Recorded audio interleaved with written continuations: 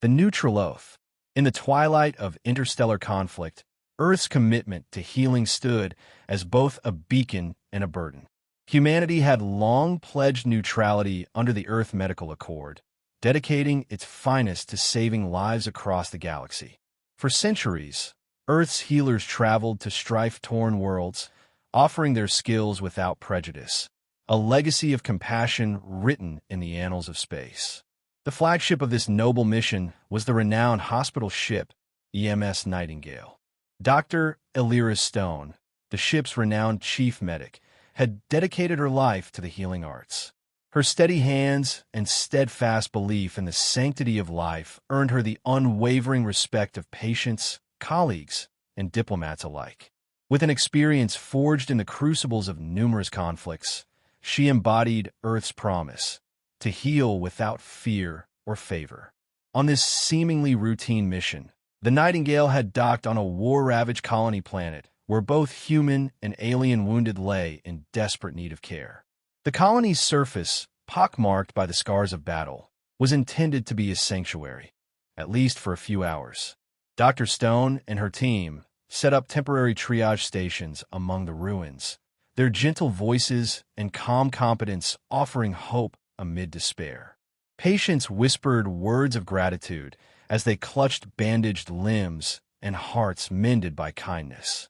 For a time, amidst the cries of agony and the soft murmur of healing, it seemed that the universal language of compassion could bridge even the deepest interstellar divides. But the fragile peace was shattered in an instant. Without warning, a deafening roar cleaved through the twilight, a barrage of plasma fire and exploding shrapnel that transformed the makeshift hospital site into a scene of unspeakable carnage. The attackers were the Zanari, a militant empire known for its ruthless doctrine and strategic cunning. Their warship, emerging like a shadow over a drowning city, unleashed a calculated assault. The hospital's beacon of hope was extinguished as corridors that moments before echoed with prayers became corridors of blood and ash. Dr. Stone barely had time to react. Amid swirling debris and the chaos of collapsing structures, she rallied her remaining staff, urging them to rescue any survivors. But the onslaught was unrelenting. The Zanari had turned the hospital into a battleground, indiscriminately targeting not just the infirm, but every soul that sought solace within its walls. The agony of innocents and healers alike resonated through the explosion, a stark reminder that even sanctuaries could be violated. Back aboard the Nightingale, the silence among the crew was palpable. The violent images transmitted from the colony burned into every screen. Smoldering wreckage, shattered equipment, and the final, haunting moments of brave medics and innocent patients. The footage was raw and inescapable, a brutal testament to an attack on sanctity and life itself. Word of the massacre rippled swiftly across Earth's global networks, igniting a wave of shock and mourning that swept through every community. At a clandestine military command center deep beneath the surface of a secure Earth facility, high-ranking officials gathered in a somber huddle. The air was heavy with grief and silent fury. Officers scrutinized the evidence with stoic resolve, each image reinforcing the unyielding fact: a sacred trust had been violated. In that still, dark room, the ethos of neutrality was laid bare, and the guilt of inaction loomed large. A general, his eyes steely with determination and pain, broke the silence. In a voice that carried both sorrow and grim resolve, he whispered the words that would echo through military annals: "Unleash them." That single decree signified the end of restraint and the beginning of a new, darker chapter. The Angels of Death, the covert division once known solely to preserve life, were now poised to exact a reckoning no one would soon forget. Dr. Stone, scarred by the day's horrors, stared out at the stars from the Nightingale's observation deck. The constellations that once symbolized hope now seemed to mock the fragile peace of humanity's best intentions. The attack had not just struck at the heart of healing. It had shattered the belief that even amidst warfare, compassion was inviolable. In that pivotal moment, as grief mingled with the fire of retribution, a quiet promise was made. Earth's healers would no longer be passive victims, but the catalyst for a transformative reprisal. Thus began the silent transformation of Earth's commitment, a pivot from healing to retribution, where the sanctity of life was honored by defending it with unyielding force. The world would remember the name of that day, a day when the light of compassion was dimmed by violence, and the angels of death were soon to be awakened to right the imbalance. In a facility buried beneath the Rocky Mountains, far from the eyes of the public and even the gaze of most world leaders, an ancient door hissed open for the first time in over a decade. The room beyond wasn't a war room, nor a laboratory. It was a morgue for oaths, a chamber where the Hippocratic promise had been dissected, rewritten, and reforged in the fires of human grief. On its walls hung portraits, not of generals, but of doctors who had chosen another path. Major Helena Voss stood before the seal of the Aesculapian Division, her old rank insignia still gleaming on her white armor, the red caduceus at her chest stark as fresh blood. She had once taken an oath to heal all, even her enemies.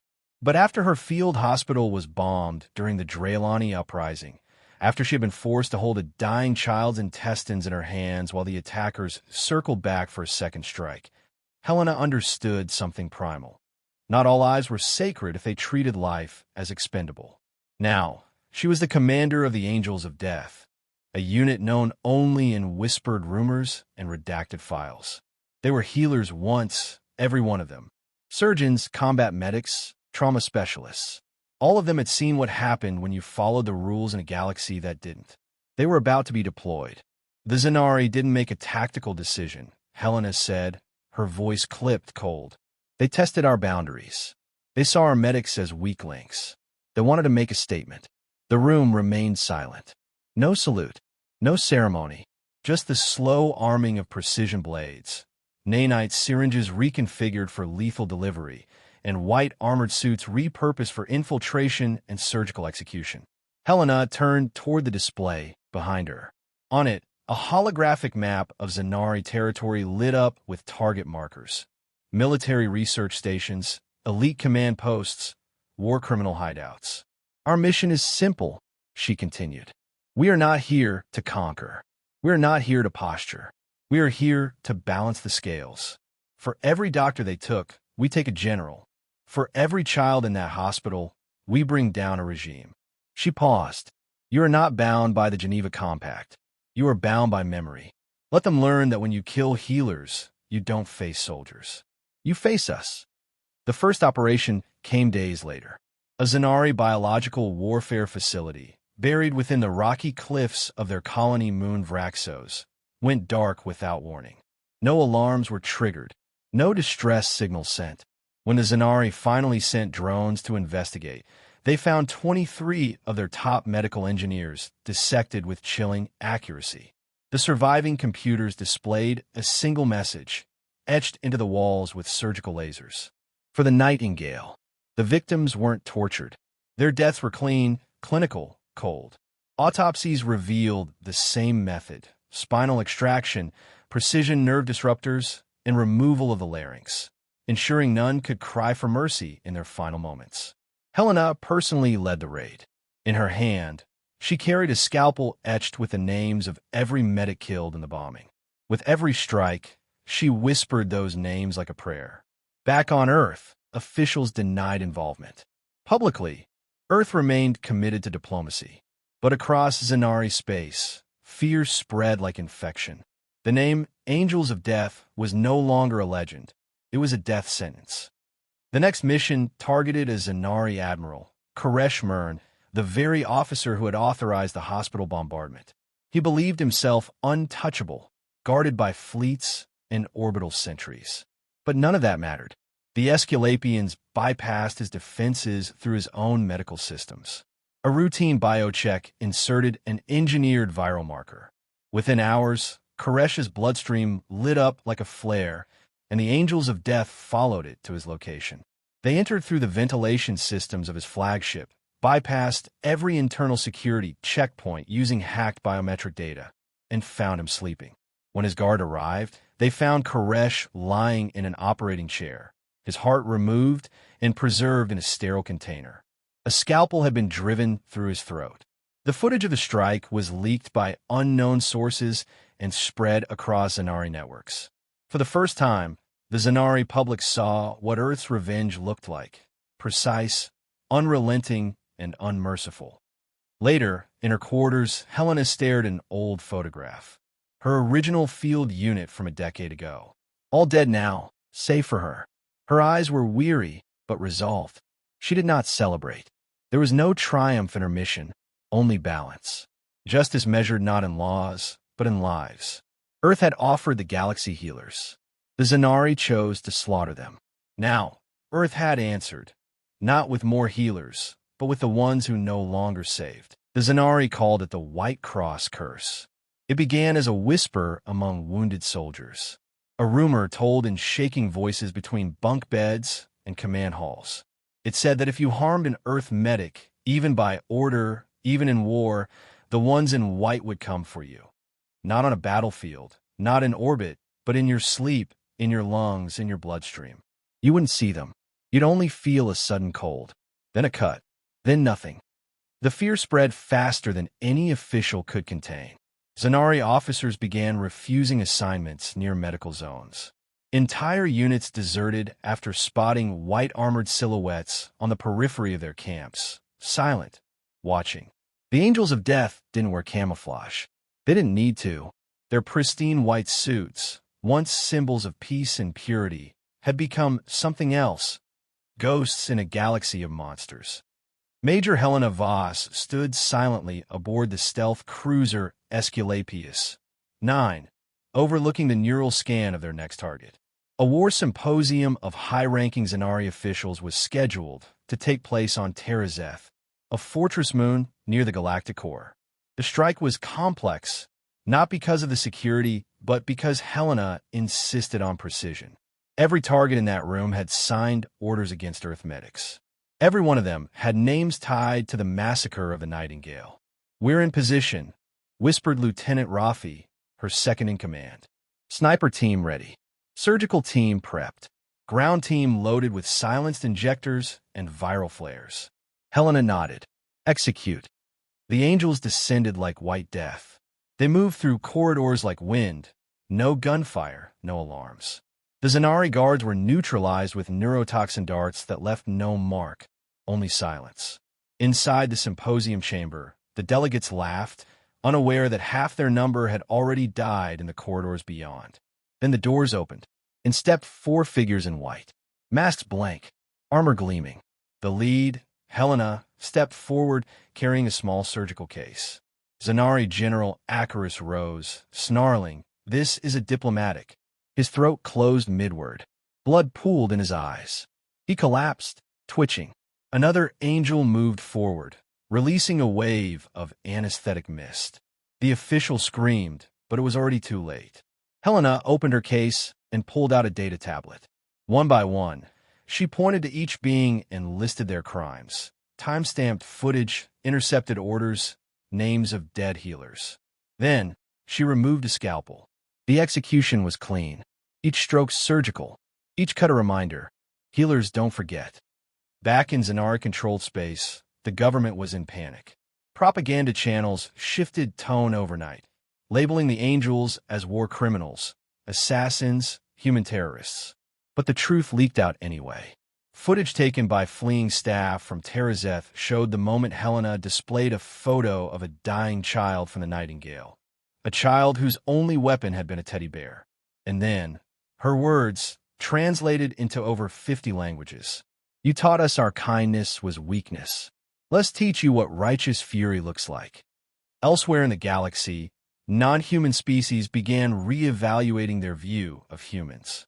The Sholari Council, once skeptical of Earth's place in the Concord, issued a formal apology and pledged to protect all human medical ships under their flag. The Ogrethan Empire offered their elite warriors as escorts for Earth's civilian medics, calling humanity the only species brave enough to wage war with their conscience. And within the Zanari public, quiet rebellion brewed. One Zanari mother, whose daughter had once been saved by an Earth healer, publicly burned her military recruitment card. Her words ignited protest across 5 colonies. They sent us doctors. We sent them death. And now their angels come. Can we blame them? On Aesculapius 9, the angels regrouped. Helena sat alone in the dark, reviewing dossiers of surviving war criminals. She felt no joy, only a growing hollowness. Rafi approached, voice low. The Concord is called an emergency session. They want Earth to stand down. Helena didn't look away from the screen. Will we? That's not our call. Helena closed the files. Her eyes burned from days without rest. It was never about orders. It was about memory. She rose, strapping on her armor once more. They remember our mercy. Now they'll remember our wrath. Outside, stars wheeled in silence as the angels of death prepared for the final act of justice. They weren't soldiers. They weren't diplomats. They were something far more terrifying. Healers who no longer forgave. The ruins of Ares 9 were silent. Where once stood the EMS Nightingale, Earth's beacon of healing and hope, now there was only scorched metal, twisted beams, and ash that no wind dared disturb. Nothing grew here. Nothing sang. Major Helena Voss stood among the wreckage, alone. Her armor, once pristine white, was streaked with soot and old blood. Her gloves clutched a small metal plaque, engraved not with vengeance, but remembrance. The names of every lost medic, every nurse, every child. Behind her, 2 Aesculapian soldiers carefully lifted stones into place, constructing what would become a permanent memorial, a broken caduceus half buried in the ground, surrounded by shards of shattered white armor. No bodies had been recovered. There had been nothing left to bury. This was all they could give. Elsewhere in the galaxy, the fallout of the Angels' campaign rippled outward like starquake. The Zanari Empire, now fractured, issued a ceasefire, not out of diplomacy, but terror. 3 of their 7 command houses had been wiped out in the space of weeks. Their most advanced medical R&D labs had been sterilized. Hundreds of top brass were dead, executed with clinical precision and left with surgical notes pinned to their uniforms. Their final message to Earth was not a plea. It was an apology. We violated the sacred. We understand now. We beg only to be spared.